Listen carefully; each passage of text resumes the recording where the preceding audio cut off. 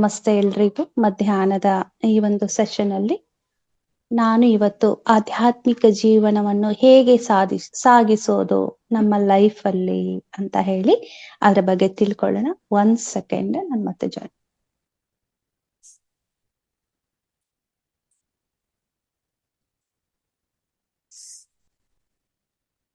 Okay. Daily ನಮ್ಮ life ಅಲ್ಲಿ ಎಲ್ಲರಿಗೂ ಗೊತ್ತಿಲ್ಲ, ನಮ್ಮ ಜೀವನ ಹೋಗ್ತಾ ಇದೆ. ದಿನ ಅದೇ ರುಟೀನ್, ಬೆಳಗ್ಗೆ ಎದ್ದೇಳ್ಬೇಕು, ಅದೇ ಕೆಲಸ, ಅದೇ ಮಾಡ್ತಾ ಮಾಡ್ತಾ ಮಾಡ್ತಾ ನಮ್ಗದು ಅಭ್ಯಾಸ ಆಗ್ಬಿಟ್ಟಿರತ್ತೆ. ಅಭ್ಯಾಸ ಹೆಂಗೆ ಮಾಡ್ಕೊಂಡಿರ್ತೀವಿ ಅಂದ್ರೆ ಇಷ್ಟೇ, ಬೆಳಗ್ಗೆ ಎದ್ದು ಇಷ್ಟ ಕೆಲಸ ಮಾಡ್ಕೊಂಡ್ ಬಿಡೋದು, ಆಮೇಲೆ ಫ್ರೀ ಆಗ್ತೀನಪ್ಪ, ಚೆನ್ನಾಗ್ ಹಾಯಾಗಿ ಒಬ್ರೇ ಮನೆಯಾಗಿರ್ತೀವಿ, ಆರಾಮಾಗುತ್ತೆ. ಲೇಡೀಸ್ ಹೇಳ್ತಾ ಇದೆ, ಜೆಂಟ್ಸ್ ಹೋಗಿರ್ತಾರ ಹೊರಗಡೆ, ಮಕ್ಳು ಹೋಗಿರ್ತಾರೆ. ಮನೇಲಿ ನಾವ್ ಇದ್ದಾಗ ಏನಾಗುತ್ತೆ ಅಂದ್ರೆ ನಾವು ತುಂಬಾ ಕಾಲಹರಣ ಮಾಡ್ತಾ ಇರ್ತೀವಿ. ಓಕೆ, ಫಸ್ಟ್ ನಮ್ದೆ ಹೆಣ್ಮಕ್ಳು, ಆಮೇಲೆ ಅದ್ರ ಜೊತೆಗೆ ಬರೀ ಹೆಣ್ಮಕ್ಳಂತೆ ಅಷ್ಟೇ ಅಲ್ಲ, ಇಲ್ಲಿ ಪ್ರತಿಯೊಂದು ಆತ್ಮಗಳು, ನಾವೆಲ್ಲ ಆತ್ಮಸ್ವರೂಪಿಗಳು. ಎಲ್ಲಾರ್ದು ನಾವು ನೋಡ್ತಾ ಹೋದ್ರೆ ಮಕ್ಕಳಿಂದ ಹಿಡಿದು ಮುದುಕರವರೆಗೂ ಅವ್ರದೇ ಆದಂತಹ ಸಾಕಷ್ಟು ಬೆಳವಣಿಗೆ ಮಾಡ್ಕೊಳ್ಳುವಂತಹ ಅತ್ಯದ್ಭುತವಾದಂತಹ ಸಮಯ ಇದೆ ಅವರಿಗೆ. ಅದು ಹೇಗ್ ಮಾಡ್ಕೊಳೋದು? ಇದು ಈ ಒಂದು ಆಧ್ಯಾತ್ಮಿಕ ಅನ್ನೋದು ಎಷ್ಟೋ ಜನರಿಗೆ ಗೊತ್ತಿಲ್ಲ, ಗೊತ್ತಿದ್ರು ಒಳಗ್ ಹೋಗಕ್ ಇಷ್ಟ ಇಲ್ಲ. ಇದು ಯಾಕೆ ಬೇಕಿವಾಗ ಅನ್ನೋದ್ರಲ್ಲಿ ನಾವು ಮುಂಚೆ ಹಾಗೆ ಭಕ್ತಿ ಮಾರ್ಗದಲ್ಲಿದ್ದಾಗ, ಬಿಡು ನಾನ್ ಪೂಜೆ ಮಾಡಿದೀನಿ, ನನ್ನೊಳಗಡೆ ಒಳ್ಳೆ ಗುಣ ಇದೆ, ದೇವ್ರಿಗೆ ಏನ್ ಬೇಕಪ್ಪ, ಇಷ್ಟೇ ತಾನೇ, ಪೂಜೆ ಮಾಡ್ದಿ ಒಳಗಡೆ ನನ್ಗೆ ಒಳ್ಳೆ ಗುಣ ಇದೆ ಬಿಡು. ಹಂಗೆ ಮುಂದೆ ಹೋದಾಗೆಲ್ಲ ನಮ್ಗೆ ಧ್ಯಾನ ಸಿಕ್ತು, ಸಾಕಷ್ಟು ಇಂಥ ಮಾರ್ಗಗಳು ಸಿಕ್ಕಾಗ ನಾವ್ ಎಷ್ಟೋ ಒಂಚೂರು ಮುಂದೆ ಬಂದಿದ್ದೀವಿ. ಓಕೆನಾ? ಎಲ್ರೂ ಈ ಒಂದು ಮಾರ್ಗನ ಅನುಸರಿಸಿ ಹೋಗ್ತಾ ಇದ್ದೀವಿ. ಇಲ್ಲಿ ಈ ಒಂದು ಸೆಷನ್ನ ಪ್ರಾರಂಭವಾಗುವ ಮೊದಲು ನಮ್ಮ ಪತ್ರಿಜಿ ಗುರುಗಳನ್ನ ನಾನು ಆಹ್ವಾನಿಸ್ತೀನಿ. ನಮ್ಮ ಜೊತೆಗೆ ಅವ್ರು ಯಾವಾಗ್ಲೂ ಇರ್ತಾರೆ, ನಮ್ಮೆಲ್ಲರ ಜೊತೆಗೆ, ಪಿರಮಿಡ್ ಮಾಸ್ಟರ್ ಜೊತೆಗೆ. ಅಂಡ್ ಈ ವೇದಿಕೆ ಕೂಡ ನಾನು ತುಂಬಾನೇ ಇಷ್ಟಪಡ್ತೀನಿ. ಸೊ ಸರ್ಗೂ ಕೂಡ ಅನಂತ ಕೃತಜ್ಞತೆಗಳನ್ನು ಹೇಳ್ತಾ, ರಂಗನಾಥ್ ಸರ್ಗೆ ಇವತ್ತಿನ ಈ ಸೆಷನ್ ನಾನು ಪ್ರಾರಂಭ ಮಾಡೋಣ. ಇಷ್ಟು ನಮ್ಮ ಮೈಂಡ್ ಅಲ್ಲಿ ಇರತ್ತೆ, ನಾನ್ ಹೆಂಗಪ್ಪ ಮಾಡ್ಲಿ, ಜೀವನ ಇಷ್ಟೇ, ಹಿಂಗೆ ಅಂದ್ಕೊಂಡು ಹೋಗ್ತಾ ಇದೀವಿ. ಬಹಳಷ್ಟು ಜನ ಇಷ್ಟೇ, ಜೀವನ ಇಷ್ಟೇ, ಬೆಳಗಿಂದ ಸಾಯಂಕಾಲ ದುಡಿಯೋದು, ಆರಾಮಾಗಿ ರೆಸ್ಟ್ ಬೇಕು ನನಗೆ ಅನ್ನೋದು ಎರಡೇ ಗೊತ್ತು. ಹೊರಗಡೆ ಹೋಗೋರ್ಗೆ, ಮನೆಗಿರೋರ್ಗೆ ಎಲ್ಲ ಕೆಲಸ ಮಾಡ್ಕೊಂಡು ಎಲ್ಲಾರು ಹೋದ್ಮೇಲೆ ಹಾಯಾಗಿ ಇದ್ಬಿಡೋಣ, ಹಿಂಗೆ ಈ ತರ ಮೈಂಡ್ ಸೆಟ್ ಅಲ್ಲಿ ನಾವು ಎಷ್ಟೋ ವರ್ಷಗಳು ಬಂದ್ಬಿಟ್ಟಿದೀವಿ. ಮತ್ತೆ ಹೇಗೆ ಚೇಂಜ್ ಮಾಡ್ಕೊಳ್ಳೋದು? ನಮ್ಮ ಲೈಫ್ಗೆ ನಮ್ಮ ಪ್ರಾಪಂಚಿಕ ಜೀವನ ಬೇಕೇ ಬೇಕು ಅಷ್ಟೇ ಅನ್ಕೊಂಡಿದ್ವಿ, ಈಗ ಆಧ್ಯಾತ್ಮಿಕ ಜೀವನ ಕೂಡ ಬೇಕು. ಎರಡೂನು ಸೇರಿಸಿದಾಗಲೇ ಅಲ್ಲಿ ಸ್ವಾರಸ್ಯ ಇರತ್ತೆ ಅಂತ ಹೇಳ್ತಾರೆ. ಬಹಳಷ್ಟು ಮಹನೀಯರು ಇದೇ ಹೇಳಿದ್ದು. ಎಷ್ಟೋ ಗುರುಗಳಾಗಿರಬಹುದು, ಋಷಿ ಮುನಿಗಳಾಗಿರಬಹುದು, ಅದ್ರಲ್ಲಿರುವ ಸ್ವಾರಸ್ಯವನ್ನು ನಾವು ಏನಿದೆ ಅದರಲ್ಲಿ, ಸತ್ಯ ಏನಿದೆ, ಅದರ ಶಕ್ತಿ ಏನಿದೆ ತಿಳ್ಕೊಳ್ಳೋಣ ಅಂತ ಹೇಳಿ. ಈ ಬದುಕಿನಲ್ಲಿ ಮಾಸ್ಟರ್ಸ್ ನೋಡಿ, ಇಲ್ಲಿ ನಾವು ಬಡವರೇ ಆಗಿರಬಹುದು ಅಥವಾ ನಾವು ಶ್ರೀಮಂತರೇ ಆಗಿರಬಹುದು. ನಮ್ದು ಹೆಂಗಿರತ್ತೆ ಜೀವನ ಅಂತಂದ್ರೆ, ನನ್ ಬಡವನಿದ್ದೀನಪ್ಪ, ನನ್ಗೇನು ಆಗ್ತಾ ಇಲ್ಲ, ನನ್ ಕಡೆ ಏನಾಗತ್ತೆ, ಹಾಗೊಂದ್ ಕಡೆ ಇರತ್ತೆ. ಶ್ರೀಮಂತರ ಇದ್ದವನಿಗೆ ನಾನು ಹೀಗಿದ್ದೀನಿ ಹಾಗಿದ್ದೀನಿ ತೋರ್ಸ್ಕೊಳ್ಳೋದಾಗಿರ್ಲಿ, ಹೆಂಗೋ ಇರ್ಲಿ, ಅದಕ್ಕೂ ಮೀರಿದ್ದು ಒಂದಿದೆ ನಮ್ಮೊಳಗಡೆ ಹೇಳ್ತಾ ಇದೆ, ಅದು ನಿನ್ನ ಜೀವನ ಇದಕ್ಕೂ ಮೀರಿ ಒಂದಿದೆ ತಿಳ್ಕೋ ಅಂತ ಹೇಳಿ. ಅದು ತುಂಬಾ ಸುಂದರವಾಗಿದೆ ಅಂತ ಹೇಳ್ತಾರೆ ಹಿರಿಯರು, ಮಹನೀಯರು, ಋಷಿ ಮುನಿಗಳು, ನಾವೆಲ್ಲ ಗುರುಗಳು, ಆಚಾರ್ಯರು ಅಂತ ಏನ್ ಹೇಳ್ತಿದ್ವಲ್ಲ, ಅವರೆಲ್ಲ ಅದೇ ಹೇಳ್ತಾರೆ. ಇವಾಗ ಹೈಯರ್ ವರ್ಲ್ಡ್ ಮಾಸ್ಟರ್ಸ್ ಕೊಡೋ ಒಂದು ಕಾಣಿಕೆ ಅದೇ, ನಿನ್ನ ಒಳಗಡೆ ಇದೆಯಲ್ಲ ಅದು ಸುಂದರವಾಗಿದೆ, ಅದನ್ನ ನೋಡು ಅಂತ ಹೇಳ್ತಾ ಇದ್ದಾರೆ. ಹಿಂಗೆ ಬದುಕು ಅನ್ನೋದು ತುಂಬಾ ಸುಂದರವಾಗಿದೆ. ನಾವು ಏನ್ ಮಾಡ್ತೀವಿ, ಸಾಮರಸ್ಯಗಳನ್ನ ಮಾಡ್ತಾ ಇದೀವಿ. ಅದನ್ನ ಬಿಟ್ರೆ ನಮ್ಗೆ ಇನ್ನೂ ಏನ್ ಅನ್ಸುತ್ತೆ ಅಂದ್ರೆ, ನಾವೆಲ್ಲಾ ಕಡೆ ದೂರದೃಷ್ಟಿ ಇಟ್ಕೊಂಡು ನೋಡ್ತೀವಿ. ಆ ದೂರದೃಷ್ಟಿ ಅಲ್ಲೇನಿದೆ, ಇಲ್ಲೇನಿದೆ ಅಂತ ಹೇಳಿ ಎಷ್ಟೋ ಅದನ್ನ ಹುಡುಕಾಟದಲ್ಲಿ ಹೋಗ್ತೀವಿ. ಹೊರಗಡೆ ಜಗತ್ತಿನಲ್ಲಿ ಹುಡುಕಾಟಕ್ಕೆ ಹೋಗ್ತಾ ಇದೀವಿ. ಅಲ್ಲೇನೋ ದೂರ ಇದೆ ಅಲ್ಲ, ಅದನ್ನ ನಾನು ಒಂದ್ಸರಿ ಹೋಗಿ ನೋಡ್ಲೇಬೇಕು, ಅದ್ರಲ್ಲಿ ಏನಿದೆ ಅಂತ ನೋಡ್ಲೇಬೇಕು. ಆ ದೂರ ಕಣ್ಣಿಗೆ ಕಾಣಿಸ್ತಾ ಇದೆ, ಆ ಬೆಟ್ಟದಲ್ಲಿ ಏನಿದೆ ಹೋಗಿ ನೋಡೋಣ. ಓಕೆ, ನೋಡಿ. ಇಲ್ಲಿಂದ ಕುತ್ಕೊಂಡೆ ನಾವು ದುರ್ಬಿನ್ ಇಟ್ಕೊಂಡು ನೋಡುವಷ್ಟು ಆಗ್ಬಿಟ್ಟಿದೀವಿ. ಈಗ ಅಷ್ಟು ದೂರ ಏನಿದೆ ಅದನ್ನ ನೋಡೋದು. ಅಲ್ಲಿಂದ ಅಲ್ಲಿರೋದನ್ನ ಇಷ್ಟು ದೂರ ಕುತ್ಕೊಂಡು ನೋಡ್ತಾ ಇದ್ದೀವಿ, ಅದನ್ನ ಅಳಿತಾ ಇದ್ದೀವಿ. ಆದ್ರೂ ಮನ್ಸಿಗೆ ಸಮಾಧಾನ ಇಲ್ಲ. ಇಲ್ಲೇ ಕುತ್ಕೊಂಡು ನಾವು ಸೂರ್ಯ ಹೆಂಗೆ, ಏನು, ಚಂದ್ರ ಹೆಂಗೆ, ಸಾಕಷ್ಟು ಈ ದುರ್ಬಿನ್ಗಳ ಮುಖಾಂತರ ನಾವು ಆವಿಷ್ಕಾರಗಳನ್ನು ಕೂಡ ಇಲ್ಲೇ ಕುತ್ಕೊಂಡೇ ಮಾಡ್ತಾ ಇರ್ತೀವಿ. ಈ ರೀತಿ ಏನೇ ಆಗಿರ್ಲಿ, ದೂರದಲ್ಲಿರೋದನ್ನ ಇದ್ದಲ್ಲಿಯೇ ಕುತ್ಕೊಂಡು ಮಾಡ್ತಾ ಇದ್ದೀವಿ. ಆದ್ರೂ ನಮಗೆ ಪರ್ಫೆಕ್ಟ್ ಆಗಿ ಏನು ಗೊತ್ತಾಗ್ತಾ ಇಲ್ಲ. ಪರ್ಫೆಕ್ಟ್ ಅನಿಸ್ತಾನೆ ಇಲ್ಲ ಈ ಪ್ರಪಂಚದಲ್ಲಿ. ಅನಿಸ್ತಾ ಯಾರಿಗಾದ್ರೂ? ಇಲ್ಲ, ಏನು ಮಿಸ್ಸಿಂಗ್ ಹೊಡಿತಾನೇ ಇರತ್ತೆ ನಮಗೆ. ಮಿಸ್ಸಿಂಗ್. ಇದನ್ನೊಂದು ನೋಡ್ ಬಂದೆ, ಅಯ್ಯೋ ಇನ್ನೂ ನೋಡೋದೈತಿ, ಅದನ್ನು ಬಿಟ್ಟಿದೀನಿ. ಇದಷ್ಟೇ ನೋಡ್ಕೊಂಡ್ ಬಂದ, ಇನ್ನ ನೆಕ್ಸ್ಟ್ ಅಲ್ಲಿ ಹೋಗ್ಬೇಕು, ಇಲ್ಲಿ ಹೋಗ್ಬೇಕು, ಅದನ್ನು ನೋಡ್ದ, ಇನ್ನೇನೋ ಕಲಿಬೇಕು, ಇನ್ನೇನೋ ಮಾಡ್ಬೇಕು. ನಮ್ಗೆ ಹೆಂಗ್ ಅನಿಸ್ತಾ ಇದೆ ಅಂದ್ರೆ, ನಾನು ಇನ್ನೂ ಪರ್ಫೆಕ್ಟೇ ಆಗಿಲ್ಲ ಅಂತ ಹೇಳಿ. ಇದೆಲ್ಲ ನಮ್ಗೆ ಎಷ್ಟೇ ಮಾಡಿದ್ರು ಅಷ್ಟೇ ಅನಿಸ್ತೆ. ಎಲ್ಲ ನಮ್ಗೆ ಇನ್ನೂ ಬೇಕು, ಇನ್ನೂ ಏನೋ ಇದೆ ಅಂತ ಹೇಳಿ ಈ ರೀತಿ ತಲೆ ಕೆಡಿಸ್ಕೊಂಡ್ಬಿಟ್ಟಿರ್ತೀವಿ. ಹೊರಗಡೆ ಪ್ರಪಂಚದ ಬಗ್ಗೆ ಅದು ಒಂದೇ ಅರಿವು ಅಂತ ಇಟ್ಕೊಂಡು ಅದನ್ನ ಹುಡುಕಾಡಕ್ ಹೋಗ್ತಾ ಇದೀವಿ. ಸೊ ಇದೆಲ್ಲ ತಲೆ ಕೆಡಿಸ್ಕೊಳ್ಳೋದು ಬೇಡ. ಆಧ್ಯಾತ್ಮಿಕ ಜೀವನ ಅಂದ್ರೆ ಬೇರೆನೇ ಇದೆ. ಆಧ್ಯಾತ್ಮಿಕ ಜೀವನ ಪ್ರತಿಯೊಬ್ಬರಿಗೂ ಬೇಕು. ಬರೀ ಪ್ರಾಪಂಚಿಕ ಏನು ಸನ್ಯಾಸಿಗಳು ಆದವ್ರಿಗೆ ಅಥವಾ ಏನು ಮದ್ವೆ ಮಾಡ್ಕೊಳ್ದೇನೆ ಇರ್ತಾರಲ್ಲ ಅಂತವ್ರಿಗೆ ಅದು ಬಿಡು, ಏನೋ ಒಂದ್ ಮಾಡ್ಕೊಂಡು ಹೋದ್ರ ಆಯ್ತು. ಅಲ್ಲ, ಪ್ರತಿಯೊಂದು ಮನುಷ್ಯ ಜೀವಿಗೆ ಈ ಒಂದು ಆಧ್ಯಾತ್ಮಿಕತೆ ಬೇಕಾಗಿದೆ. ಹೊರಗಡೆ ಜಗತ್ತಿಗೆ ನೀನು ತಲೆ ಕೆಡಿಸ್ಕೋಬೇಡ, ನಿನ್ನ ಮಾಡ್ಬೇಕಾಗಿರೋದು ಸಾಕಷ್ಟು ಇದೆ ಅಂತ ಎಷ್ಟೋ ಋಷಿ ಮುನಿಗಳು ತಿಳಿದವರು ಹೇಳಿರುವಂತಹ ವಿಷಯ. ನಾವ್ ಏನ್ ಮಾಡ್ತೀವಿ ಗೊತ್ತಾ? ನಾವು ಎಷ್ಟೋ ಕೋಟಿ ಜೀವರಾಶಿಗಳಲ್ಲಿ ನಾವೇ ಶ್ರೇಷ್ಠರನ್ನೋದು ನಮಗ ಪಕ್ಕಾ ಗೊತ್ತಿದೆ. ಪ್ರಾಣಿಗಳಿದಾವೆ, ಪಕ್ಷಿಗಳಿದಾವೆ, ಎಲ್ಲಾ ತರ ಇದಾವೆ, ನಾವಿದೀವಿ. ನಾವಿನ್ನೂ ಹೆಂಗ್ ಲೆಕ್ಕ ಹಾಕ್ತಿವಂದ್ರೆ, ಆ ಪ್ರಾಣಿಗಳನ್ನು ನೋಡಿ, ಆ ಪ್ರಾಣಿ 4 ಕಾಲು, ನನಗೆ 2 ಕಾಲು ಹಂಗೂ ಲೆಕ್ಕ ಹಾಕ್ಬಿಡ್ತಾ ಇದೀವಿ. ಹೀಗೆ ನಾವು 2 ಕಾಲಲ್ಲಿ ಏನ್ ಮಾಡಕ್ಕದ, ಅದೇ ನೋಡು ಚಿರತೆ, ಸಿಂಹ, ಹಿಂಗ್ ಲೆಕ್ಕ ಹಾಕ್ತಿವಿ. ಅದು ಹೆಂಗೆ ಅಂತ ಹೇಳಿ ದೇವ್ರು ಹಂಗ್ ಕೊಟ್ಬಿಟ್ಟಿದ, ನಮಗ್ ಕೊಡಬಾರ್ದ? ಬರೀ ಆಸೆಗಳು ತುಂಬಿಕೊಂಡಿದೆ. ಅದೇ ಅಲ್ವಾ? ಅದಕ್ಕಾಗಿಯೇ ಒಂದು ಜೀವನ ಇದೆ, ಅದು ಅದನ್ನೇ ಮಾಡತ್ತೆ. ಅದಕ್ಕಾಗಿ 4 ಕಾಲು ಕೊಟ್ಟಿದ್ದಾನೆ. ನಮಗೂ 4 ಕಾಲು ಕೊಟ್ಟು ಎಲ್ಲಾ ಬುದ್ಧಿ ಇಟ್ಟು ಕಳ್ಸನ. 4 ಕಾಲುನು ಕೊಡು ಅಂದ್ರೆ ನಾವ್ ಇಲ್ಲಿ ಇರ್ತಿದ್ದೇ ಇಲ್ಲ. 4 ಕಾಲು ಕೊಟ್ಟಿದ್ರೆ ಹೋಗ್ತಾನೆ ಇರ್ತಿದ್ವಿ. ಹಿಂಗೆ ಬುದ್ಧಿ, ತಿಳುವಳಿಕೆ, ಸಾಕಷ್ಟು ಯೋಚನಾ ಶಕ್ತಿ, ಸತ್ಯ ಏನೋ ಅದನ್ನ ಅರಿತುಕೊಳ್ಳೋದು ಎಲ್ಲಾ ನಮಗ್ ಕೊಟ್ಟಿದ್ದಾನೆ ಅಂತ ಒಂದು ಮೈಂಡ್ ಸೆಟ್ ಮಾಡಿ ಒಳಗ್ ಹಾಕಿ ಕೊಟ್ಟು ಕಳ್ಸಿದ್ದಾನೆ. ನಾವ್ ಇದನ್ನ ಹುಡುಕೋದೇ ಬಿಡ್ತಾ ಇಲ್ಲ. ಅದು ಪಕ್ಷಿಗಳು ಪಾಪ, ಅವು ಸಣ್ಣ ನೋಡ್ರಿ, ಎಲ್ಲಾ 2 ಕಾಲುಗಳು. ಅವಕ್ಕೆ ಅದ್ರದ್ದು ವಿಶಿಷ್ಟತೆ ಬೇರೆ, ಪ್ರಾಣಿಗಳ ವಿಶಿಷ್ಟತೆ ಬೇರೆ, ಪಕ್ಷಿಗಳ ವಿಶಿಷ್ಟತೆ. ಅವು ಹಾರಿ ಮೇಲೆ ಗಗನವರೆಗೂ ಹೋಗ್ತಾವ, ಅದ್ರ ವಿಶಿಷ್ಟತೆ ಅದಕ್ಕೆ ಇರತ್ತೆ. ಹಂಗೆ ಮನುಷ್ಯನ ವಿಶಿಷ್ಟತೆನೇ ಬೇರೆ. ನಾವ್ ಎಲ್ಲಿ ಬರ್ತಾ ಇದೀವಿ ಈಗಂದ್ರೆ, ಈ ವಿಷಯ ಹಿಡ್ಕೊಂಡು ಮನುಷ್ಯನಿಗೆ ಸಾಕಷ್ಟು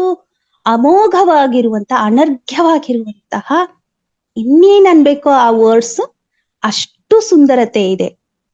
ಪ್ರಾಣಿಗಳ ಸುಂದರತೆ ಪ್ರಾಣಿಗಳಲ್ಲಿ ಕಾಣ್ಬೇಕು, ಪಕ್ಷಿಗಳಲ್ಲಿರುವ ವೈಶಿಷ್ಟ್ಯತೆ ಅವುಗಳಲ್ಲಿ ಕಾಣ್ಬೇಕು. ಮನುಷ್ಯನಿಗಿರುವಂತ ಅಮೋಘವಾಗಿರುವ ವೈಶಿಷ್ಟ್ಯತೆ ಮನುಷ್ಯನಲ್ಲಿ ನೋಡ್ಬೇಕು. ನೀನ್ ಅವ್ರಂಗೆ ನಾನ್ ಯಾಕಾಗ್ಲಿಲ್ಲ, ಅದರಂಗೆ ನಾನನ್ನೋ ಚಾನ್ಸೇ ಇಲ್ಲ. ದೇವ್ರು ಕರೆಕ್ಟ್ ಆಗಿ ಕೊಟ್ಟಿದ್ದಾನೆ. ನಮ್ಮ ವೈಶಿಷ್ಟ್ಯತೆ ನಮ್ಮ ಹಿಂದೆ ಕಳಿಸಿದ್ದಾನೆ. ಹೀಗೆ ಇವನ್ನೆಲ್ಲ ಬಿಟ್ಟು ನಮ್ಮ ವೈಶಿಷ್ಟ್ಯತೆ ಏನು ಅದನ್ನ ನಾವು ಗಮನಿಸ್ಬೇಕು.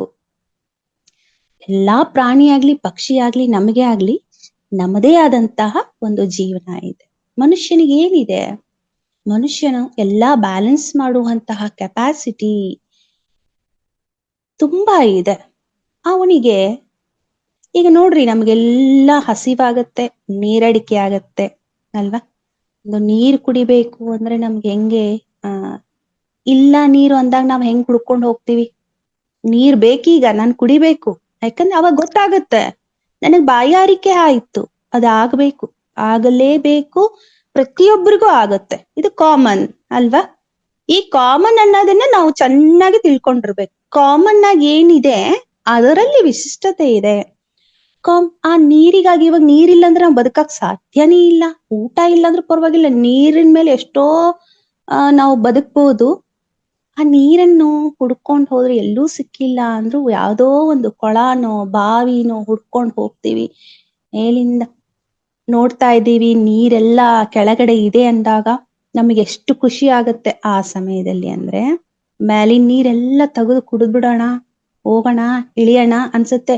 ಹಂಗಂದ್ರೆ ಅಲ್ಲಿ ನೀರು ತೆಗಿಬೇಕು ಅಂತಂದ್ರೆ ನಮಗೊಂದ್ ಏನಾದ್ರೂ ಬೇಕಲ್ವಾ? ಅದಕ್ಕೊಂದು ಹಗ್ಗ ಹಾಕಿ ಒಂದು ಏನೋ ಕೊಡ ಇಟ್ಟು ತೆಗಿಬೇಕು, ಇಲ್ಲ ನಾವಾದ್ರೂ ಇಳ್ಕೊಂಡು ಹೋಗಕ್ಕೆ ಸ್ಟೆಪ್ಸ್ ಬೇಕು.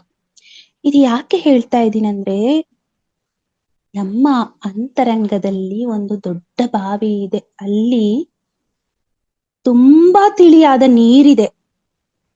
ನಾವ್ ಹೆಂಗೆ ಬಾವಿಯಲ್ಲಿ ನೀರು ನೋಡಿ ನಾನು ಕುಡಿಬೇಕು, ನನಗೆ ಬೇಕೀಗ, ಅದಿಲ್ಲ ಅಂದ್ರೆ ಬದುಕಕ್ಕೆ ಸಾಧ್ಯ ಇಲ್ಲ, ಹೆಂಗ್ ಹೇಳ್ತೀವೋ ಅದೇ ರೀತಿಯಾಗಿ ನಮ್ಮೊಳಗಡೆ, ನಮ್ಮ ಎದೆಯ ಒಳಗಡೆ ಅಲ್ಲಿ ನೋಡಿದಾಗ, ಅಂದ್ರೆ ನಮ್ಮ ಆತ್ಮದೊಳಗಡೆ ದೊಡ್ಡ ಬಾವಿ ಇದೆ. ಇನ್ನು ಪಾತಾಳ ಅಂದ ತಕ್ಷಣ ಎಷ್ಟು ಅಗಿತೀವೋ ನಾವು, ನಮ್ಮೊಳಗಡೆ ಅಷ್ಟು ಆಳ ಇದೆ. ಆಳಕ್ಕೆ ಹೋದಷ್ಟು ನಿನಗೆ ಸಿಹಿಯಾದ ನೀರು, ನೀ ಹೆಂಗೆ ಬಾವಿ ನೀರನ್ನ ಹುಡುಕೊಂಡು ಹೋಗ್ತಾ ಇದೀಯಾ ದಾಹ ಆದಾಗ, ಸಿಹಿ ನೀರಿದೆ, ತಿಳಿ ನೀರಿದೆ, ಒಳ್ಳೆ ನೀರಿದೆ ಅಂತ ಹೆಂಗೆ ಆ ನೀರನ್ನ ಕುಡಿಬೇಕು, ತಗೋಬೇಕು, ಕುಡಿಬೇಕು ಅಂದ್ರೆ ಒಂದು ಹಗ್ಗನಾದ್ರೂ ಬಿಟ್ಟು ನಮ್ಮ ಒಂದು ಮಡಿಕೆನಲ್ಲಿ ನೀರಾದ್ರೂ ತೆಗಿಯಾಕೆ ಆ ಒಂದು ಹಗ್ಗನಾದ್ರೂ ಇರಬೇಕು ನಮಗೆ. ಇಲ್ಲ, ಅಲ್ಲಿ ಒಂದು ಸ್ಟೆಪ್ಸ್ ಆದ್ರೂ ಇದ್ರೆ ನಾವ್ ಇಳ್ಕೊಂಡ ಆ ಸ್ಟೆಪ್ಸ್ ನ ಇಳಿದು ಹೋಗಿ ಆ ನೀರನ್ನ ಕುಡಿಯುವಷ್ಟು ನಮಗ್ ತಾಕತ್ತಿದೆ. ಹಂಗಂದ್ರೆ ಅದನ್ನೆಲ್ಲ ನಾವು ನಮ್ಮ ಒಳಗಡೆ ಇರುವಂತಹ ಬಾವಿ ಎಷ್ಟು ಆಳ ಅಲ್ವಾ? ಇವಾಗೆಲ್ಲ ನಮ್ಗೆ ಅರ್ಥ ಆಗ್ತಾ ಇದೆ ಎಷ್ಟು ಆಳಕ್ಕಿದೆ ನಮ್ಮ ಬಾವಿ. ಅಲ್ಲಿ ನೀರಿದೆ, ಬೇಕಾದಷ್ಟು ಪರಮಾಮೃತವನ್ನು ಉಣ್ಣುವಷ್ಟು ಅಮೃತ ಇದೆ ಅದ್ರೊಳಗಡೆ. ಮತ್ತ ನೀನ್ ಅದನ್ನೆಲ್ಲಾ ಮಾಡ್ಬೇಕಂತ ಸಾಕಷ್ಟು ಸೋಪಾನವನ್ನು ನಾವು ಅದನ್ನ ಪಡ್ಕೊಂಡಿರ್ಬೇಕು. ಅಂದ್ರೆ ನಮ್ಮಲ್ಲಿ ಒಂದು ಜಾಗ್ರತೆ, ಒಂದು ನಾನು ಹೆಂಗೆ ಹೋಗ್ಬೇಕು, ನಾನೊಂದು ಕಲಿಕೆ ಬೇಕು, ಕಲಿಕೆ ಬೇಕು. ಇವಾಗ ನೀವು ನೋಡ್ರಿ, ಆ ನೀರನ್ನ ಕುಡಿಬೇಕು ಅಂತಂದ್ರೆ ನಿಜವಾಗ್ಲೂ ಅಲ್ವಾ ಒಂದು ಹಗ್ಗ, ಒಂದು ಕೊಡ ಬೇಕೇ ಬೇಕು. ಇಲ್ಲಾಂದ್ರೆ ಇಳಿಯಕ್ಕೆ ಸ್ಟೆಪ್ಸ್ ಇದ್ರೆ ಹೋಗ್ತೀವಿ, ನೀರ್ ಸಿಗತ್ತೆ, ಕುಡಿತೀವಿ, ಆಹಾ ಇದಕ್ಕಿಂತ ಇನ್ನೇನಿಲ್ಲ ಅನಿಸ್ಬಿಡುತ್ತೆ. ಅದು ಬಿಸಿಲ್ ದಗೆನಲ್ಲಿ ನೋಡಿ ಹೆಂಗಿರ್ತೀವಂದ್ರೆ, ನೀರಿಲ್ಲ ಅಂದ್ರೆ ಬದುಕಕ್ಕೆ ಸಾಧ್ಯ ಇಲ್ಲ, ಅಷ್ಟು ಇರತ್ತೆ ನಮಗೆ. ಹಂಗೆ ನಮಗೂ ಒಂದು ದಿನ ಆಗತ್ತೆ ಜೀವನದೊಳಗೆ, ಬರೇ ಇದೊಂದೇ ಪ್ರಾಪಂಚಿಕತೆ ಅಲ್ಲ, ನಮಗೆ ದಾಹ ಇದೆ, ಎದುರ್ದು ಆಧ್ಯಾತ್ಮಿಕದ ಒಂದು ದಾಹ ಇದೆ. ಹಂಗಂದ್ರೆ ನಾನು ಇದನ್ನ ಹೆಂಗೆ ಅದನ್ನ ಪಡ್ಕೋಬೇಕು, ಬೇಕು ಅನ್ಸ್ಬಿಡತ್ತೆ ಆ ಟೈಮಲ್ಲಿ. ಇದ್ರ ಅರಿವು ಒಂದೇ ಸಲ ಎಲ್ರಿಗೂ ಬರತ್ತಾ? ಎಲ್ರಿಗೂ ಬರೋದಿಲ್ಲ, ಅದೊಂದು ಟೈಮ್ ಬರ್ಬೇಕಂತೆ. ಹಂಗಾದಾಗ ಬರತ್ತೆ ಆ ಸಮಯದಲ್ಲಿ. ಸರಿ, ಹಂಗಂದ್ರೆ ನೀರನ್ನ ಹೇಗ್ ತೆಗಿಬೇಕು? ಈ ಒಂದು ನೀರನ್ನ ನಾವು ತಗೊಂಡು ನಮ್ಮ ಒಂದು ದಾಹನ ಹೆಂಗೆ ನಾವು ಅದನ್ನ ಅಂದ್ರೆ ಆ ದಾಹನ ತೀರಿಸ್ಕೋಬೇಕು ನೀರನ್ನ ಕುಡಿದು ಹೇಳ್ತಾನೆ. ಏನು, ಸಪ್ತ ಸೋಪಾನವ ಕಟ್ಟಿ ನಡೆಸಿದರು ನಮ್ಮ ಪುರಾತನರು. ಸಪ್ತ ಸೋಪಾನವನ್ನು ಕಟ್ಟಿ ನಡೆಸಿದರೆ ನಮ್ಮ ಪುರಾತನರು, ದೇವಲೋಕಕ್ಕೆ ಬಟ್ಟೆ ಕಾಣಿರೋ ಅಂತ ಹೇಳಿ ಇಂಥ ವಚನಗಳನ್ನು ಬರೆದ್ರು. ಯಾರು? ಬಸವಣ್ಣನವರು ಬರೆದ್ರು.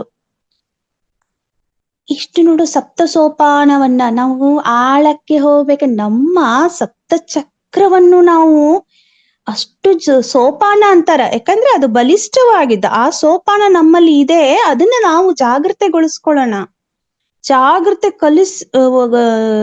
ಮಾಡ್ಕೊಂಡು ನಮ್ಮೊಳಗಡೆ ನಾವು ಆಳಕ್ಕೆ ಹೋಗೋಣ. ಅದನ್ ಮಾಡಿದ್ರು ನಮ್ಮ ಪುರಾತನರು, ಅದನ್ ಮಾಡ್ಕೊಂಡು ದೇವಲೋಕಕ್ಕೆ ಬಟ್ಟೆ ಕಾಣಿರೋ ಅಂತ ಹೇಳ್ತಾರೆ. ನಮ್ಮ ದೇವಲೋಕಕ್ಕೆ ಹೋಗಿ ನಾವು ಎಲ್ಲೆಲ್ಲೋ ಹುಡುಕೋದಲ್ಲ, ದೇವ್ರನ್ನ ನಮ್ಮ ಒಳಗಡೆನೇ ಇದೆ. ಆ ಒಂದು ಆಧ್ಯಾತ್ಮಿಕ ಅನ್ನೋದು ಒಳಗಡೆ ಇದೆ. ಅದನ್ನ ನಾವು ಕಾಣೋದ್ ಹೇಗೆ? ಹಂಗಂದ್ರೆ ನಾವೇನಾದ್ರೂ ಮಾಡ್ಬೇಕಲ್ವಾ? ಏನ್ ಮಾಡ್ಬೇಕು? ಎರಡೇ ಎರಡು ಕೆಲಸ ಮಾಡ್ಬೇಕು.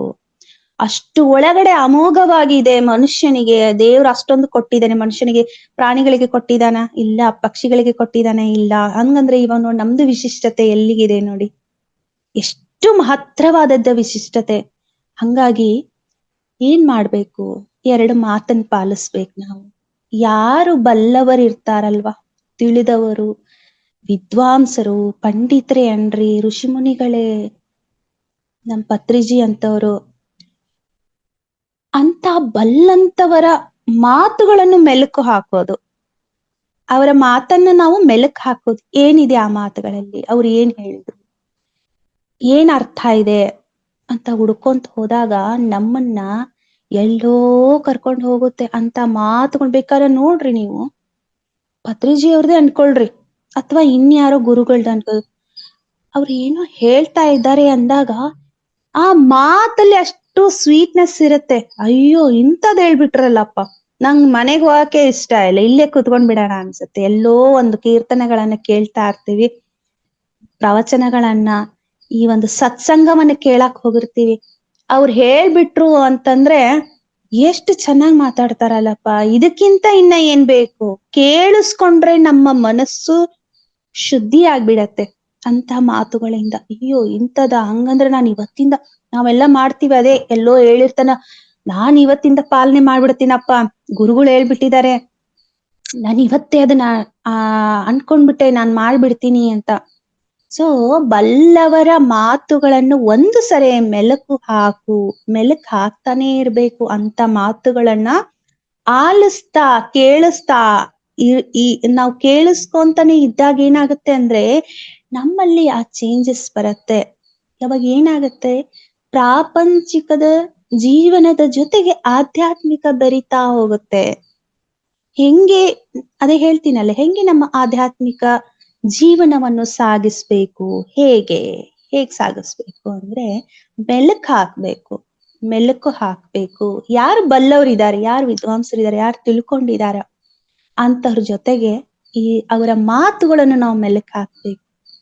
ಈ ರೀತಿ ಒಂದನೇದಾದ್ರೆ. ಎರಡನೇದ್ದು ಏನು ಅಂದ್ರ, ಅವರು ಅಂತವರ ಒಂದು ಸಹವಾಸ ಮಾಡ್ಬೇಕು. ಅವ್ರ ಜೊತೆಗೆ ಇರ್ಬೇಕು ನಾವು, ಅವ್ರ ಜೊತೆಗೆ ಅವಾಗವಾಗ ಬೆರಿತಾ ಇರ್ಬೇಕು. ಅವ್ರ ಪಕ್ಕದಲ್ಲಿದ್ರೆ ಹೇಳ್ತಾರಲ್ವಾ, ಇವಾಗ ಪತ್ರಿಜಿ ಅವ್ರ ಹತ್ರ ಹೋಗ್ಬಿಟ್ರೆ ಆ ಆರನಲ್ಲಿ ನಾವೇ ಉದ್ಧಾರ ಆಗ್ಬಿಡ್ತೀವೇನೋ ಅನ್ನೋಷ್ಟು ಅವರು ಆರ ಹಂಗಿತ್ತು.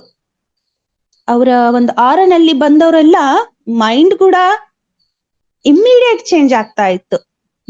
ಅಯ್ಯೋ ನಾನು ಹಿಂಗೆ ಬದುಕ್ಬೇಕು ಅನ್ನೋದು.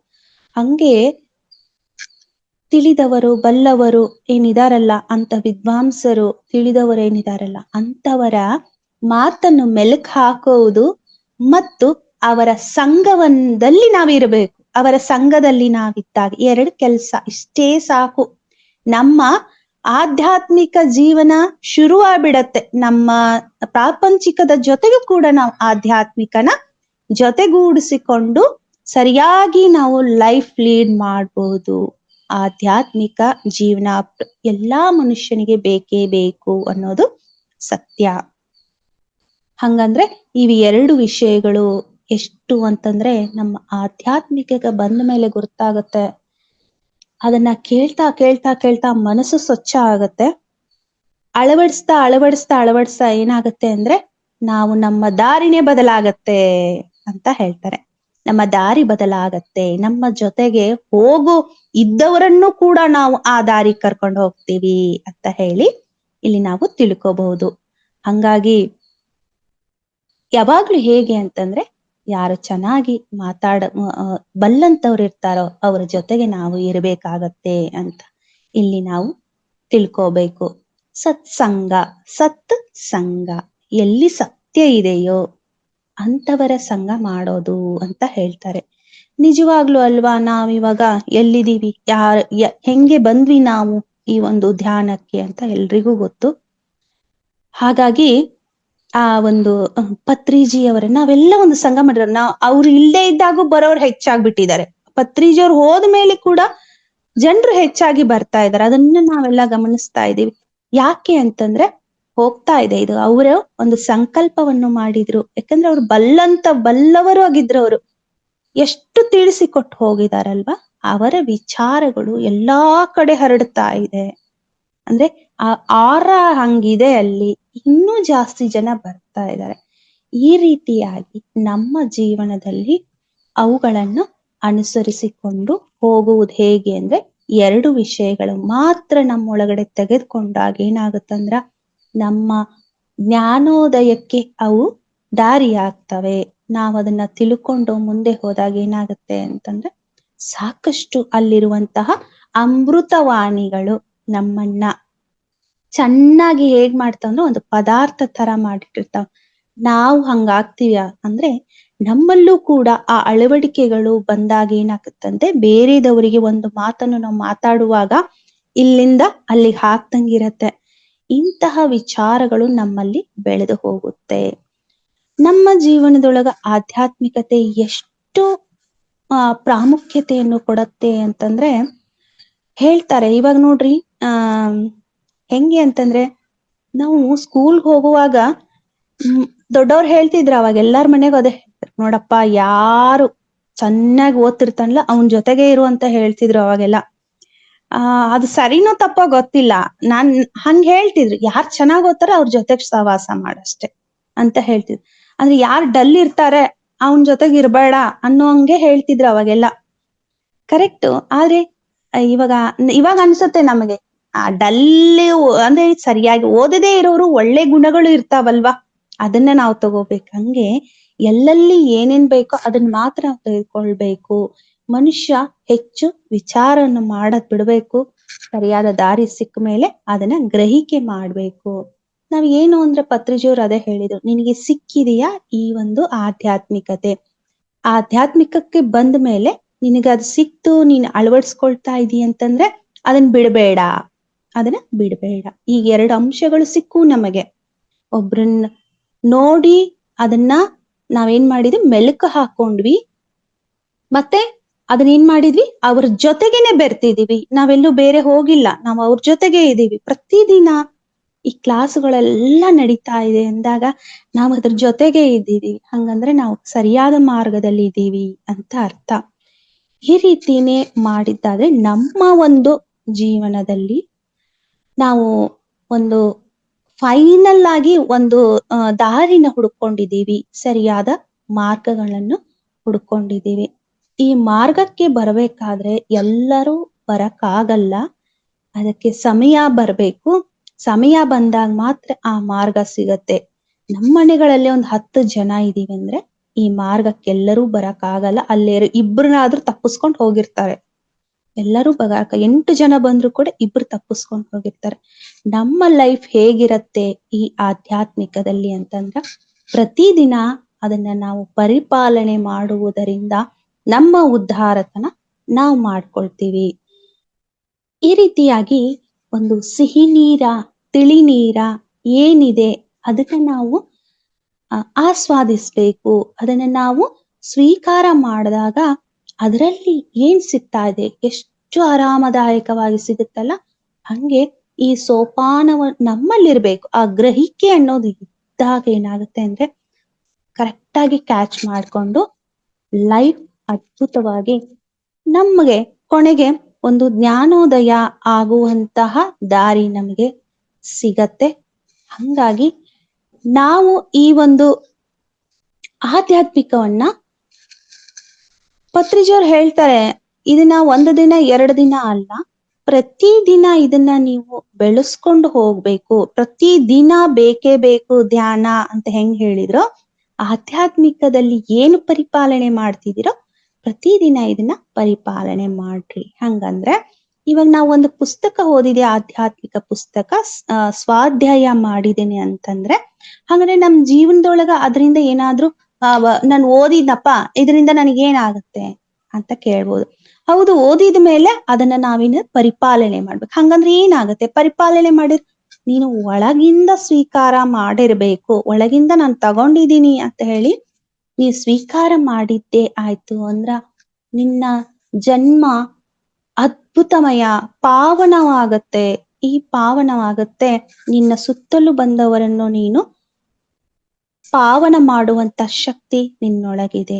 ಹಂಗಾದಾಗ ಸಾಕಷ್ಟು ನಾವು ಪರ್ಫೆಕ್ಟ್ ಅಂತ ಹೇಳಿ ಪ್ರಪಂಚದಲ್ಲಿ ಏನು ಹೊರಗಡೆ ಜೀವನ ನೋಡ್ತಾ ಇದ್ವಲ್ಲ, ಅದು ಪರ್ಫೆಕ್ಟ್ ಇಲ್ಲ, ಇದು ಪರ್ಫೆಕ್ಟ್ ಇಲ್ಲ, ಅವನು ಸರಿ ಇಲ್ಲ, ಇವನು ಸರಿ ಇಲ್ಲ ಅಂತ ಎಣಿಸ್ತಾ ಇದ್ವಲ್ಲ, ನಮ್ ಪಕ್ಕದವ್ರು ಸರಿ ಇಲ್ಲ, ನಮ್ ಮನೆಗಿನವ್ರು ಸರಿ ಇಲ್ಲ ಅಂತ ಎಣಿಸಿದ್ವಲ್ಲ, ಅವರನ್ನ ನೋಡಕ್ ಹೋಗ್ಬೇಡ. ನಿನ್ನೊಳಗಿರುವಂತಹ ಜೀವನ ಅದ್ಭುತವಾಗಿರೋದನ್ನ ಸರಿ ಮಾಡ್ಕೊಳ್ಳಕ್ಕೆ ನಮಗೆ ಸಮಯ ಕೊಟ್ಟಿದ್ದಾನೆ. ಪ್ರತಿದಿನ ಯಾಕೆ ಪತ್ರಿಜಿಯವ್ರು ಹೇಳಿದ್ರು ಪ್ರತಿದಿನ ಧ್ಯಾನ ಮಾಡ್ಲೇಬೇಕು ಪ್ರತಿಯೊಬ್ಬರು, ಪ್ರತಿದಿನ ನಿನ್ನ ಲೈಫಲ್ಲಿ ಈ ಆಧ್ಯಾತ್ಮಿಕನ ಅಳವಡಿಸ್ಕೊಳ್ಳೇಬೇಕು ಅಂತ ಯಾಕೆ ಹೇಳಿದ್ರು ಅಂತಂದ್ರೆ, ಹೌದು, ಇದರಿಂದ ನಮಗೆ ಏನು ಸಿಗ್ತಾ ಇದೆ ಅಂತಂದ್ರೆ, ನನ್ನ ಆತ್ಮ ಇಲ್ಲಿಂದ ಏನ್ ಕಲಿಬೇಕು ಅಂತ ಇಲ್ಲಿ ಬಂದಿದೆಯೋ ಅದನ್ನ ಪೂರ್ಣಗೊಳಿಸ್ತಾ ಇದೆ, ಅದನ್ನ ಉಜ್ವಲಗೊಳಿಸ್ತಾ ಇದೆ ಅಂತ ಹೇಳಿ ಅದನ್ನ ನಮಗೆ ಈ ಒಂದು ಅಂಶದಿಂದ ನಮಗೆ ಅರ್ಥ ಆಗತ್ತೆ. ಹಂಗಂದ್ರೆ ನೆಕ್ಸ್ಟ್ ಏನು, ಇದನ್ನೇ ಮಾಡ್ಕೊಂಡ್ ಹೋದಾಗ ಇಲ್ಲಿ ನಮ್ಗೆ ಏನಿದೆ, ಆಳ ಅನ್ನೋದು ಇನ್ನೂ ಸಿಗತ್ತೆ. ಇವಾಗ ನಾನು ಹೇಳ್ದೆ ಬಾವಿನ ಇನ್ನೂ ಒಳಗಡೆ ಏನಿದೆ ಅಂತ ಅಗಿತಾ ಹೋಗ್ತೇವೆ, ಹಂಗೆ ನಮ್ಮ ಆಳದಲ್ಲಿ ಅಂದ್ರೆ ನೀರು ಎಷ್ಟುವರೆಗೂ ಬರ್ಬೋದು ಅಂತ ಅಳಿತಾ ಇರ್ತೀವಿ. ನಮ್ಮ ಆಳದಲ್ಲಿ ಇನ್ನೂ ಏನಿದೆ, ಮೂಲದಲ್ಲಿ ಇನ್ನ ಏನಿದೆ ಅಂತ ತಿಳ್ಕೊಂಡಾಗ ಸಾಕಷ್ಟು ನಮಗೆ ಬೇಕಾದಂತಹ, ನಮ್ಮ ಲೈಫ್ಗೆ ಬೇಕು, ನಮ್ಮ ಆತ್ಮಕ್ಕೆ ಬೇಕಾಗಿರುವಂತಹ ಅತ್ಯುನ್ನತವಾದಂತಹ ಅನರ್ಘ್ಯವಾದಂತಹ ರತ್ನಗಳೇ ಅಲ್ಲಿ ಸಿಗೋದು. ಈ ರತ್ನಗಳಿಂದ ನಮ್ಮ ಜೀವನವನ್ನು ಉಜ್ವಲಗೊಳಿಸುವಂತಹ ಸಾಮರ್ಥ್ಯ ನಮಗೆ ಇದೆ, ಆ ಶಕ್ತಿ ಕೂಡ ನಮಗೆ ಇದೆ. ಹಂಗಾಗಿ ಇನ್ನೂ ಉಜ್ವಲಗೊಳಿಸ್ಕೋಬೇಕು ಅಂದ್ರೆ ಪ್ರತಿದಿನ ಆಳಕ್ಕೆ ಹೋಗ್ಬೇಕು. ಸ್ವಾಧ್ಯಾಯ, ಸಜ್ಜನ ಸಾಂಗತ್ಯ, ಆಮೇಲೆ ಹೇಳಿದ್ರಲ್ವಾ ಈ ಒಂದು ಏನು ಸ್ವಾಧ್ಯಾಯ, ಸಜ್ಜನ ಧ್ಯಾನ, ಪ್ರಚಾರ, ರ್ಯಾಲಿಗಳು, ಇದನ್ನೆಲ್ಲ ಯಾಕೆ ಹೇಳಿದ್ರು ಪತ್ರಿಜಿ ಗುರುಗಳು ಅಂತಂದ್ರೆ, ಇದರಲ್ಲಿರುವಂತಹ ಅಂಶಗಳು ಒಂದೊಂದು ಬೇರೆಯಾಗಿದೆ. ಬರೀ ಧ್ಯಾನ ಮಾಡಿದ್ರೆ ಅದರ ಅಂಶನೇ ಬೇರೆ, ಅಲ್ಲಿ ಸಿಗುವಂತಹ ನಮ್ಗೇನ್ ಸಿಗ್ತಾ ಇದೆ, ಅದರಿಂದ ರಸ ಏನು ಸಿಗ್ತಾ ಇದೆ ಅದನ್ನ ನಾವು ಸೇವಿಸ್ತಾ ಇದೀವಿ. ಹಾಗಾದ್ರೆ ಸ್ವಾಧ್ಯಾಯದಿಂದ ಏನು ಸಿಗ್ತಾ ಇದೆ? ಸ್ವಾಧ್ಯಾಯ ಅಂದಾಗ ಅದು ಆಧ್ಯಾತ್ಮಿಕದಲ್ಲಿ ಬರುವಂತದ್ದು. ಸ್ವಾಧ್ಯಾಯ ಅಂದ್ರೆ ಅದರ ಒಂದು ಅಧ್ಯಯನ ಮಾಡೋದು, ತಿಳ್ಕೊಳ್ಳೋದು. ಇಲ್ಲಿ ಧ್ಯಾನ ಅಂತಂದ್ರೆ ನಮ್ಮ ಆಳಕ್ಕೆ ಹೋಗಿ ನೋಡ್ತಾ ಇದೀವಿ. ಇಲ್ಲಿ ಜ್ಞಾನಿಗಳು ಏನು ಬರ್ದಿದ್ದಾರೋ ಅದನ್ನ ನಾವು ರಿಸೀವ್ ಮಾಡ್ಕೊಳ್ಳೋದು. ಇದಾದ್ಮೇಲೆ ನನಗೆ ಗೊತ್ತಾಯ್ತು ಅದರಿಂದ ಏನಾಗ್ತಾ ಇದೆ ಅಂತ ಅದನ್ನ ಇನ್ನೊಬ್ರಿಗೆ ಹೇಳೋದು. ಈ ರೀತಿಯಾಗಿ ಹೇಳ್ತಾ ಇನ್ನೊಬ್ರಿಗೆ ಹಂಚುತ್ತಾ ಹೋದಂಗೆಲ್ಲ ಏನಾಗುತ್ತೆ ಅಂತಂದ್ರೆ, ನಮ್ಮನ್ನ ಮೀರಿಸೋರು ಇನ್ನೊಬ್ರ ಆಧಾರ ಅಂತ ನಮಗೆ ಆಗ್ತಾ ಇರತ್ತೆ. ಹೌದಲ್ವಾ? ನಮ್ಮ ಭವಿಷ್ಯ ಎಷ್ಟೋ ಉಜ್ವಲವಾಯ್ತು. ಅದೇ ಒಂದು 4-5 ವರ್ಷದ ಹಿಂದೆ ಹೋಗಿ ನೋಡಿದಾಗ ನಾವು ಎಲ್ಲಿದ್ವಿ, ಎಷ್ಟ್ ಚಿಕ್ಕವರಾಗಿದ್ವಿ ಅಂತ ಹೇಳಿ ನಮಗೆ ಅನ್ಸುತ್ತೆ. ಈ ರೀತಿಯಾಗಿ ಒಂದೇ ರೀತಿಯಾಗಿ ಬದುಕೋದಲ್ಲ, ಜೀವನ ತುಂಬಾ ಸುಂದರವಾಗಿದೆ, ಸರಳವಾಗಿದೆ, ಬಹಳಷ್ಟು ತಿಳ್ಕೊಳ್ಳುವಂಥದ್ದು, ತಲೆ ಕೆಡಿಸ್ಕೊಳ್ಳುವಂಥದ್ದು ಏನೂ ಇಲ್ಲ. ಸಿಕ್ಕಿದ್ದು ಸ್ವಲ್ಪ ಅನ್ಕೊಳ್ಳಿ. ನಮ್ಮ ಲೈಫಲ್ಲಿ ಅಂದ್ರೆ ಸಮಯ ಕಡಿಮೆ ಇದೆ, ಅದರಲ್ಲಿ ಸಿಗೋದು ಜಾಸ್ತಿ ಇದೆ. ಎರಡೇ ವಿಷಯ ಇವತ್ತು ನಾನು ಅದನ್ನೇ ಹೇಳ್ತಾ ಇದ್ದೀನಿ. ಒಂದು, ಮೆಲುಕು ಹಾಕೊಳ್ಳೋದು, ಬಲ್ಲಂತವರ ಮಾತುಗಳನ್ನು ಮೆಲುಕು ಹಾಕೊಳ್ಳೋದು. ಅದನ್ನ ನೀವು ಪ್ರತಿದಿನ ಮಾಡ್ರಿ.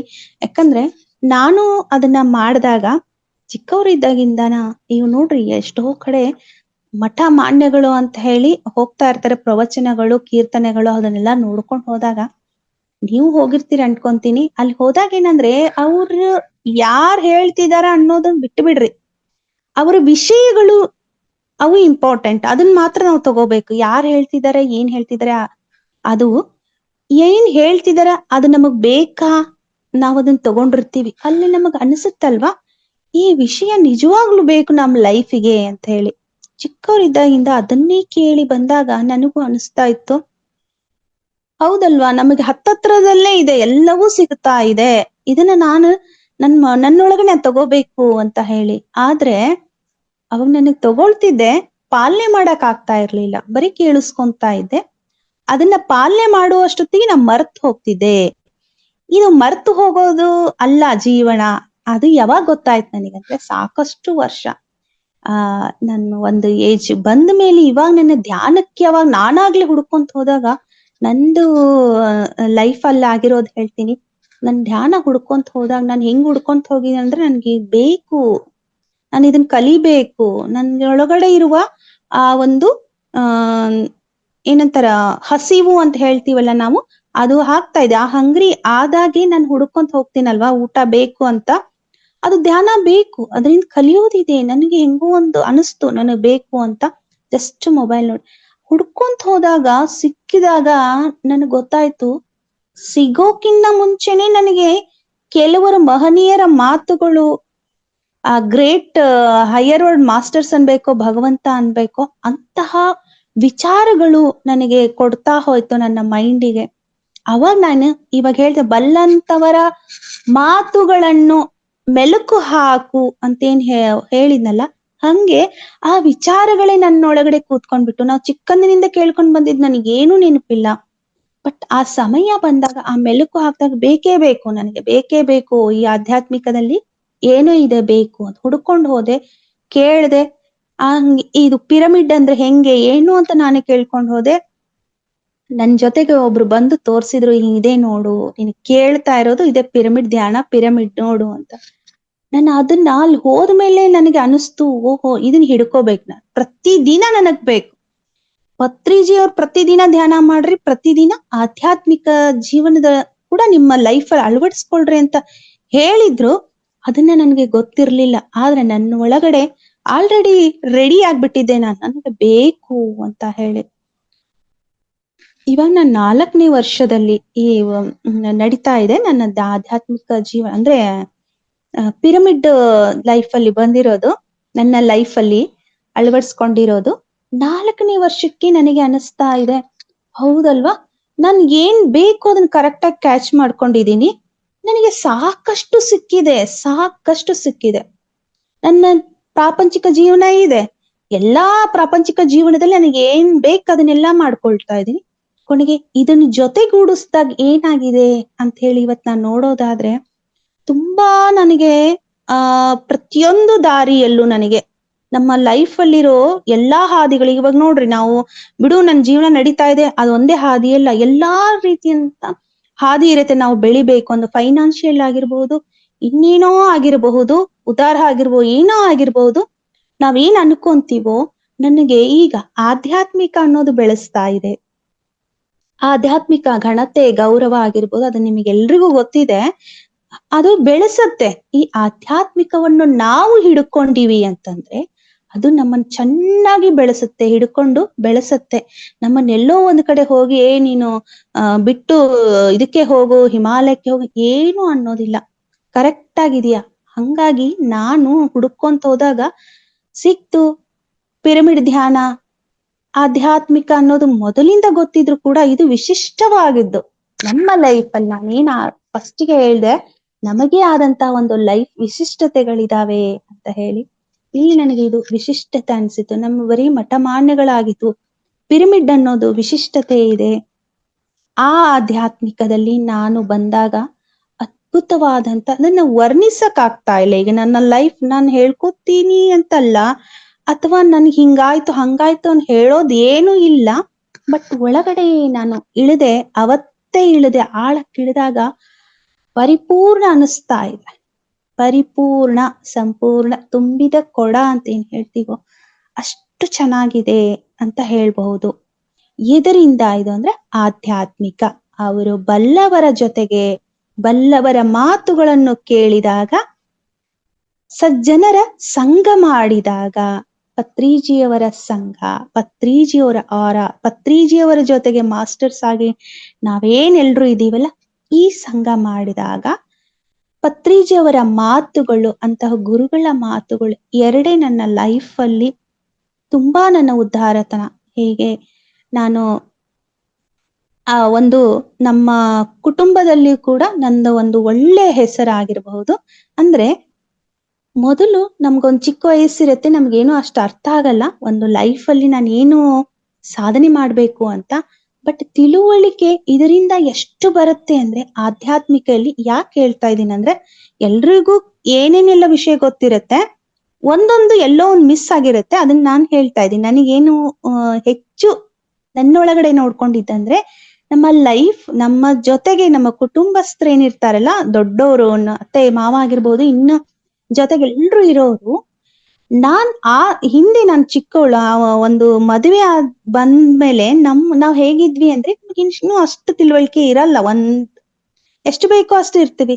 ಬಟ್ ಆಧ್ಯಾತ್ಮಿಕ ಅನ್ನೋದು ಜೊತೆಗೆ ಕೂಡಿಸಿ ಆ ಸಂಸಾರವನ್ನು ಚೆನ್ನಾಗಿ ನೋಡ್ಕೊಂಡು ಹೋದಾಗ ನನಗಲ್ಲಿ ಸಿಕ್ಕುವಂತಹ ಗೌರವ ಆಗಿರ್ಬಹುದು, ನನಗಾಗಿಯೇ ಮೀಸಲಿಡುವಂತಹ ಕೆಲವು ಸಮಯಗಳನ್ನು ಕೊಡುವಂತಹ ಜನರು ರೆಡಿ ಇವಾಗ.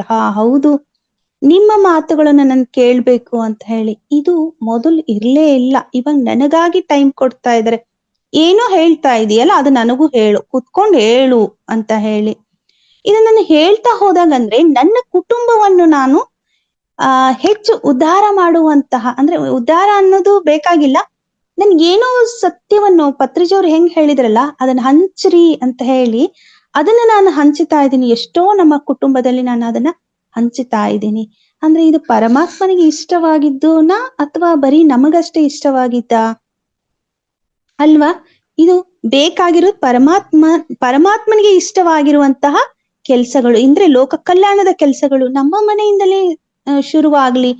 ಅದು ಇವಾಗ ನಮ್ಮಲ್ಲಿ ಅಷ್ಟೊಂದು ಆ ಒಂದು ಎಲ್ಲ ಕಡೆ ಪಸರಿಸ್ತಾ ಇದೆ. ಇಷ್ಟೊಂದು ಜನರು ಇದೀವಿಲ್ಲ, ಇಲ್ಲೆಲ್ಲ ನಡೀತಾ ಇದೆ. ಅಷ್ಟೇ ಅಲ್ಲದೆ ಹೊರ ಜಗತ್ತಿನಲ್ಲೂ ಕೂಡ ನಾನು ಹೋಗಿ, ನನ್ಗೆ ಸಿಕ್ಕೋರೆಲ್ಲ ಹೆಂಗ್ ಸಿಗ್ತಾ ಇದ್ದಾರೆ ಅಂತಂದ್ರೆ, ಅವರು ಮೊದಲು ನನಗ್ ಪರಿಚಯ, ಈಗೂ ಅವ್ರು ನನ್ ಜೊತೆಗಿರ್ತಾರೆ. ಬಟ್ ಮೊದಲು ನನ್ನನ್ನು ಹೇಗ್ ನೋಡ್ತಾ ಇದ್ರಲ್ಲ ಒಂದು ಫ್ರೆಂಡ್ ಆಗಿ, ಈಗ ಹಾಗಲ್ಲ, ಒಂದು ಲೆವೆಲ್ ಮೇಲೆ ಏನೋ ತಿಳಿದಿದೆ ಇವರಿಗೆ, ಅದನ್ನ ತಿಳ್ಕೊಳ್ಳೋಣ ಅಂತ ಹೇಳಿ ಬರ್ತಾ ಇದ್ದಾರೆ. ಈ ಆಧ್ಯಾತ್ಮಿಕದಲ್ಲಿ ಇಷ್ಟೊಂದು ಬಲ ಅನ್ನೋದಿದೆ, ಶಕ್ತಿ ಇದೆ. ಅದು ಎಲ್ಲಿಂದ ಬಂತು ಅಂದ್ರೆ ನಿಮ್ಮೊಳಗಡೆನೆ ಇದೆ. ಅದನ್ನ ಸರಿಯಾಗಿ ಸ್ಟೆಪ್ ಬೈ ಸ್ಟೆಪ್ ನ ಹೊರಗಡೆ ತೆಗಿಲೇಬೇಕು.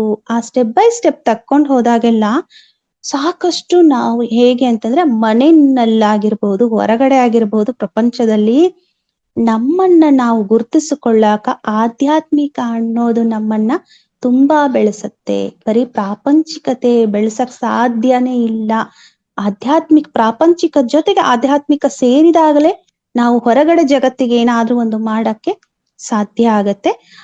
ಅದಕ್ಕಾಗಿ ಈ ಕ್ಲಾಸ್ ಸ್ಟಾರ್ಟ್ ಮಾಡೋವಾಗ ನಾನು ಹೇಳ್ದೆ, ಹೊರಗಡೆ ಪ್ರಪಂಚವನ್ನು ಹುಡುಕಕ್ಕೆ ನಾವು ಅದು ಹೇಗಿದೆ ಇದು ಹೇಗಿದೆ ಅಂತ ಗುಡ್ಡಗಾಡು ಪ್ರದೇಶಗಳಿರ್ಬಹುದು, ಇನ್ನು ಸೂರ್ಯನೋ ಚಂದ್ರನೋ ಒಂದು ಆವಿಷ್ಕಾರ ಮಾಡೋ ಹೊರಗಿನ ಪ್ರಪಂಚವನ್ನೇ ನಾವು ಇಲ್ಲೇ ಕುತ್ಕೊಂಡು ಒಂದು ದುರ್ಬಿನ್ ಇಟ್ಕೊಂಡು ನೋಡ್ತೀವಿ ಅಂತ ಹೇಳಿದೆ ಅಲ್ವಾ?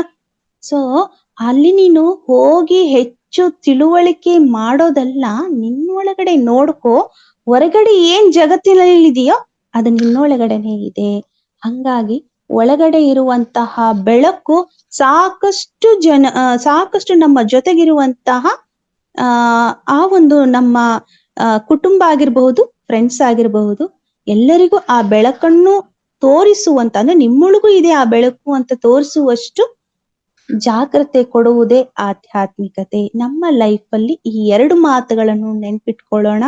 ಹಂಗಂತ ಹೇಳಿ 2 ಮಾತುಗಳನ್ನು ಯಾವಾಗ್ಲೂ ಅದನ್ನ ನಾವು ನಮ್ಮೊಳಗಡೆ ಇಟ್ಕೊಂಡು ಬೆಳೀತಾ ಎಲ್ಲರನ್ನೂ ಬೆಳೆಸೋಣ ಅಂತ ಹೇಳ್ತಾ ಈ ಒಂದು ಸೆಷನ್ ನ ಎಲ್ಲಿಗೆ ಕ್ಲೋಸ್ ಮಾಡೋಣ ಅಂತ ಹೇಳಿ, ಇಷ್ಟು ವಿಷಯವಾಗಿತ್ತು. ಈ ಆಧ್ಯಾತ್ಮಿಕ ಅನ್ನೋದು ದೊಡ್ಡದಾಗಿ ಏನು ಅಲ್ಲ, ಬಲ್ಲವರ ಜೊತೆಗಿರ್ರಿ, ಸತ್ಯ ಸಂಘವನ್ನು ಮಾಡ್ರಿ.